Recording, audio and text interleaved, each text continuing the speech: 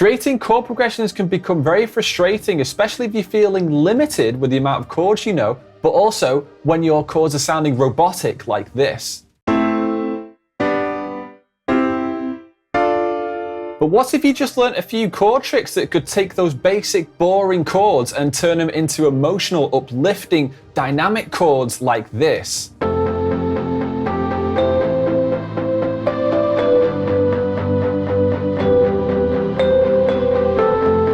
And the key to achieving all this is to learn the keyboard in the smart way so you can shortcut your way into producing your music in free flow, all without ever having to read sheet music or learn advanced music theory. So in this video, I'm going to be breaking down the 5 chord tricks that you can use to transform your chord progressions that are used by major artists, producers, and composers coming up.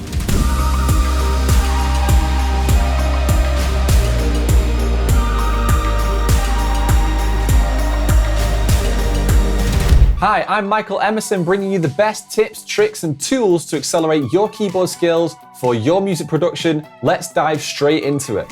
So all of these chord tricks right here that I'm about to show you, you'll notice that you can actually still do them in the piano roll, but it's actually using the keyboard in a dynamic way that will make the huge difference to your own tracks and start to bring them to life and full of energy. So chord trick 1, we're going to use push chords. Now let me just quickly explain what push chords are. So if I've got a normal chord progression here with just maybe F, A minor, and G. Now the usual way you play that is 1, 2, 3, 4, 1, 2, 3, 4, 1, 2, 3, 4, like that, all on the beat. A push chord is where you land it slightly early on the off beat. So instead of going on the actual main beat of the bar, like 1, 2, 3, 4, you may be landing the chord on an and in between the main beats. Now let me just show you this as I count along. So I'll take the same chord progression and put some push chords in. So ready, here we go. So 1 and 2 and 3 and 4 and 1 and 2 and 3 and 4 and 1 and 2 and 3 and 4 and... So another way of using these push chords is to drop them on the and earlier in the bar rather than straight at the end of the bar. So maybe you could go 1 and 2 and 3 and 4 and 1 and 2 and 3 and 4 and 1 and 2 and 3 and 4 and 1 and 2 and 3 and 4 and...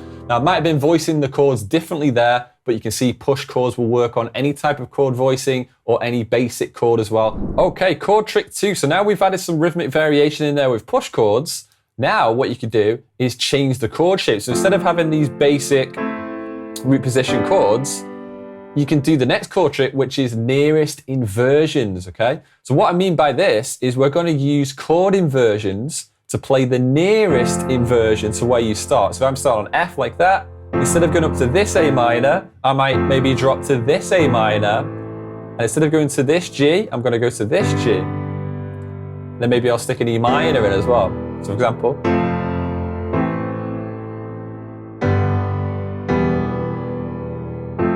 and what that's basically doing there is it's blending the chords nicely together because you haven't had to move or jump as much. They're kind of blending into each other. And another popular way to use chords by playing the nearest inversions. Now, a really, really cool trick that you can use to find the nearest inversion to where you are is look for the root note of the next chord that you want to go to, because quite high probability that you've already got it if there's any common tones between the chords. So for example, you've got F, I'm looking for an A minor chord. Have I got an A in the chord that I'm on already?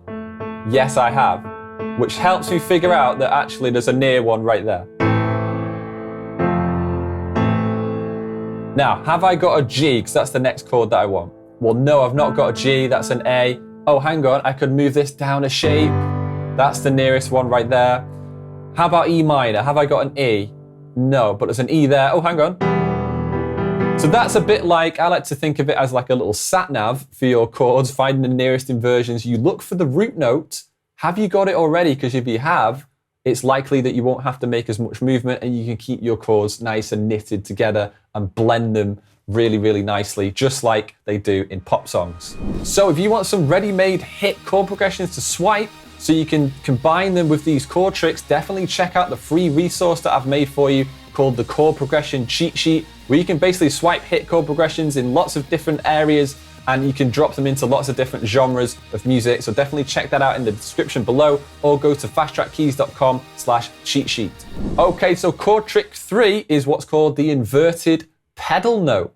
Now, the way this works, if we just take that chord progression we had before, which is F, A minor, G, E minor, a pedal note is basically a long continuous note that lasts throughout your chord progression. Now, you can either hold it or you can press it at the start of each chord. Now, if I wanted an inverted pedal note, usually a pedal note would go in the bass and just stay the same, and you'd put different chords over the top. An inverted pedal note is where you put the pedal note that's going to continue to stay the same all the way through the chord progression at the very top of the chord, and it just stays in every chord. For example, it sounds like this if I used a C as a pedal note.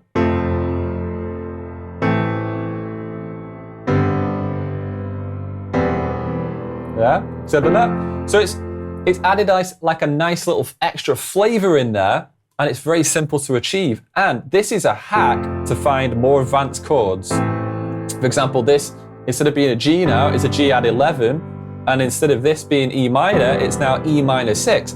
So that's one of the quickest ways to find these advanced jazzy chords, or even, just slightly different sounding chords that are more advanced and have advanced names that you might not understand yet, which is totally fine. But if you use a pedal note, that's like a shortcut to find them. You just have to continually put a note at the top of the chords and then just keep it there.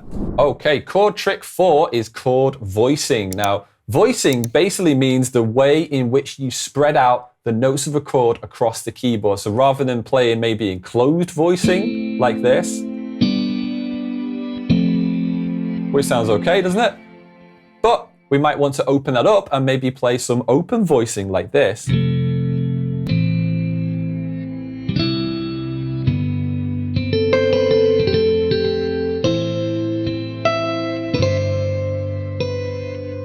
Yeah, you can see my chords are much more spread out. And basically, to get open voicing, all you need to do is play a second inversion chord. For F, for example, the root note of the chord is now in the middle, but it always looks like this shape, like that. Take out the middle note and then keep the bass note. You might want to play an octave, or you might want to play a fifth or a root note like that. But basically, that will allow you to achieve open voicing in a really, really nice open style. So for example, I can play it down here as well. Another one of the benefits of playing open voicing is that you can play it really, really low down the keyboard or really high up the keyboard. So that's another great chord trick that you could have a go at. Okay, so now we've got 4 different ways to change our chords. Chord trick 5 is fill-ins. Now these are absolutely amazing little extra you could put in. And the way they work is you're basically adding a bit like a drum fill, but a keyboard fill. You're adding notes in between the bars, and that's the most common place to put them. So for example, if I just play the same chord progression I was just playing, but add some fill-ins, it could sound like this.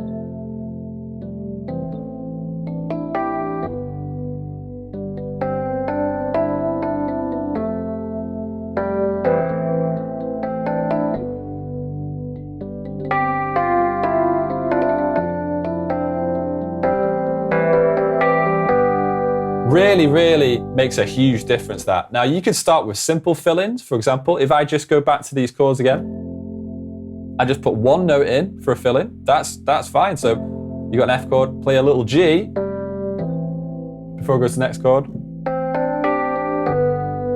That's a bit more of a complicated one.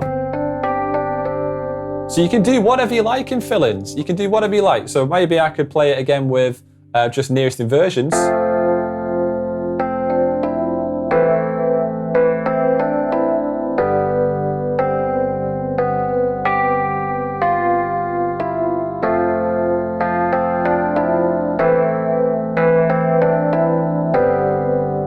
And you might have heard that I combined all of the different tricks that are used in this video to combine them into one complete piano performance there. And it sounded much more dynamic, didn't it? It sounded much more human, and that could be dropped into a track straight away. So I've got another bonus chord trick for you here. And this time, it's a little bit different, this one. If you combine all of these chord tricks together, that's great.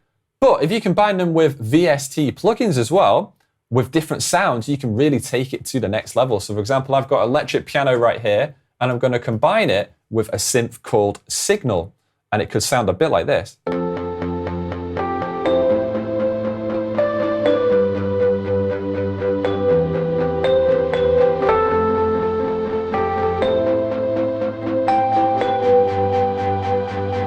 Again, it's taken it to a whole new level there by just using a few different sounds with it. So I've reviewed that plugin I used just then, which is called Signal by Output. Basically creates some rhythmic pulses. So definitely check out that review in the description below as well. So all of these chord tricks are an excellent way to take your chords from sounding boring, basic and computerized to sounding vibrant, uplifting, dynamic, brimming with human emotion in them. But the next stage is to start adding more rhythmic variation to your chords so you can just drop them into your productions no matter what genre you're producing. Which is why I've shot you a special video series breaking down the must-know piano chord rhythms that you can use and start dropping into your tracks, whether you want to use right-hand patterns, left-hand patterns, two-handed patterns, and when you combine all of these together, you're going to be able to have a suite of different options for your tracks. So definitely check out that video series now by click or tapping on the screen, or another Fast Track Keys video, click or tap on the screen. Smash like and subscribe if you got value, and I will see you in the next video.